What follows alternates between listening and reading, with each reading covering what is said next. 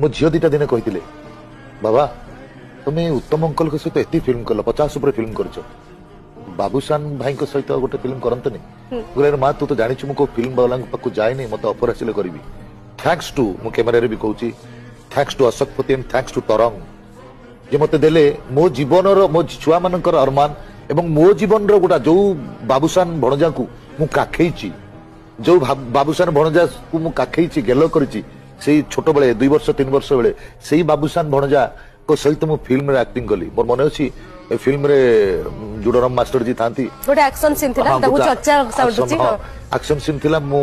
मोर केबे फाइट भूल होएनी कि उत्तम भाई को भूल होएनी मु ताकू गोटे से आसुचंती आउ गोटे चरित्र अछि शीतल को धरिकी आसुचंती गोटे गोईठा मारिबी बाबूशान को छाती रे मो गोड़ गलानी 3टा टेक हला जुडरम कहले व्हाट इज राय भाई तमर तो केमती होएनी कोन होची मु कहली एटा गोटे इमोशन रो कथा होची जे बाबूशान को मु जो छोडू काखई तापर आउट कह जाए भणजा विष्णु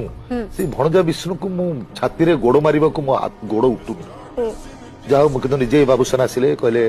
मामू ये कौन करछन आपण दिस इज फिल्म आपण ये कौन करछन आपण यू हैव टू डू मु तापर मारिली गोड़ मारिली बाजिला मते लागिला सते जेमिति मु पत्थरटे तांको छाती रे मार देली मु पुणी से